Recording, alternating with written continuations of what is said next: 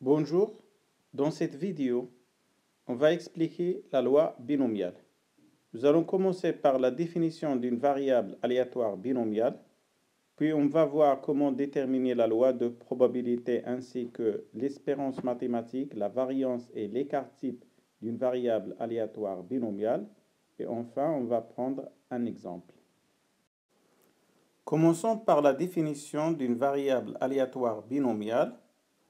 On dit aussi une variable aléatoire qui suit la loi binomiale. On considère une épreuve aléatoire dont le résultat est soit la réalisation d'un événement S avec la probabilité P, soit la non-réalisation de S avec la probabilité 1 moins P.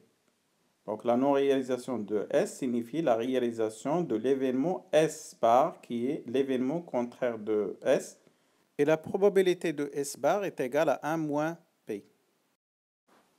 On répète cette épreuve n fois avec n supérieur ou égal à 2 de façon que toutes les épreuves soient indépendantes.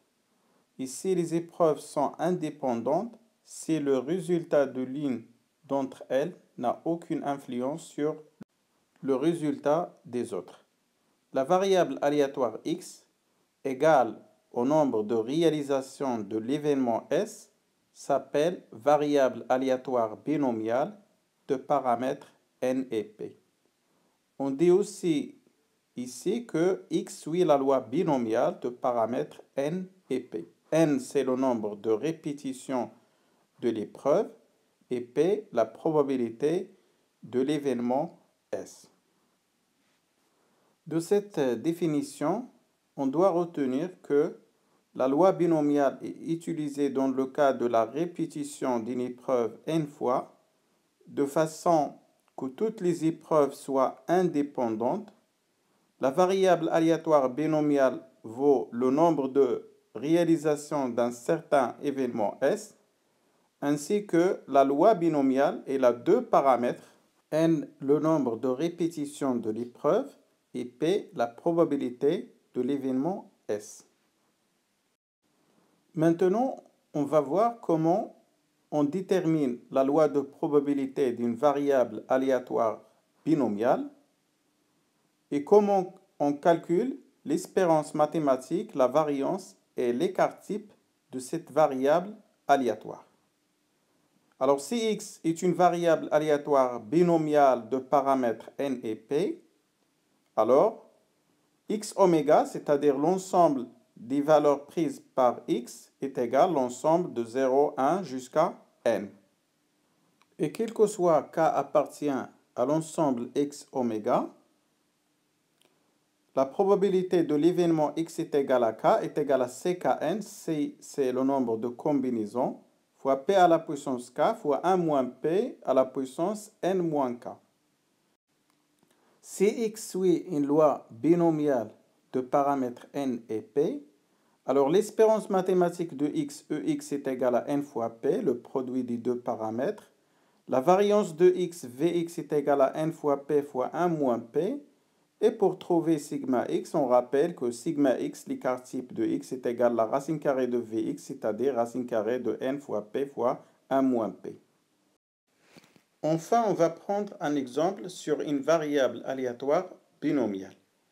Un sac contient 3 boules rouges et 2 boules vertes, indiscernables au toucher. On tire simultanément 2 boules du sac, on note leur couleur, puis on les remet dans le sac. On répète cette épreuve 4 fois de suite, soit x la variable aléatoire égale au nombre de fois d'obtenir 2 boules du même couleur. Déterminer la loi de probabilité de x, puis calculer ex, vx et sigma x. Ici, on remarque que cette variable aléatoire x suit une loi binomiale, car on a la répétition d'une épreuve 4 fois. Les 4 épreuves sont indépendantes, car on remet les boules tirées dans le sac après chaque tirage. La variable aléatoire x vaut le nombre de réalisations d'un événement S qui est obtenir 2 boules de la même couleur. Donc x suit une loi binomiale de paramètre n est égal à 4, le nombre de répétitions, et P, la probabilité de l'événement S obtenir deux boules de la même couleur. La probabilité de l'événement S, P de S, est égale cardinal de S sur cardinal oméga. On rappelle que les boules sont indiscernables au toucher. L'événement S signifie obtenir deux boules rouges ou deux boules vertes. Donc le cardinal de S est égal à C23 plus C22. Et si on utilise C, car le tirage est simultané. Le cardinal oméga est égal à C25, 2 le nombre de boules tirées, et 5 le nombre de boules totales dans le sac. On a 3 boules rouges et 2 boules vertes. On trouve la probabilité de S est égale à 2 sur 5, c'est le deuxième paramètre de la loi binomiale. On a X, oui, la loi binomiale de paramètres 4 et 2 sur 5. Donc X oméga, l'ensemble des valeurs prises par X est égal à l'ensemble 0, 1, 2, 3, 4. X vaut le nombre de réalisations de l'événement S. Donc X est égal à 0 signifie que l'événement S ne se réalise pas dans les 4 répétitions. X est égal à 1 signifie que l'événement S se réalise une fois et ainsi de suite. Pour déterminer la loi de probabilité de X, on doit calculer les probabilités des événements X est égal à 0, X est égal à 1 jusqu'à X est égal à 4.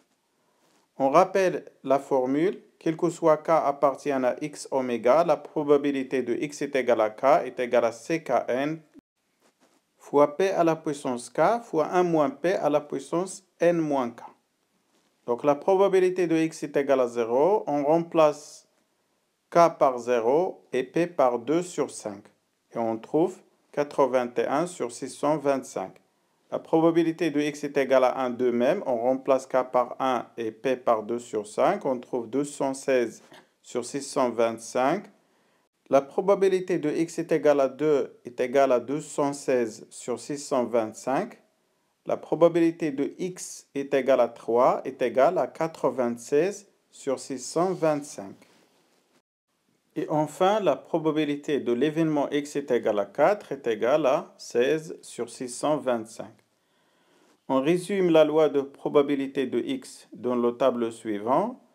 Dans la première ligne, on met les valeurs des cas, c'est-à-dire 0, 1, 2, 3 et 4. Et dans la deuxième, on met les probabilités calculées.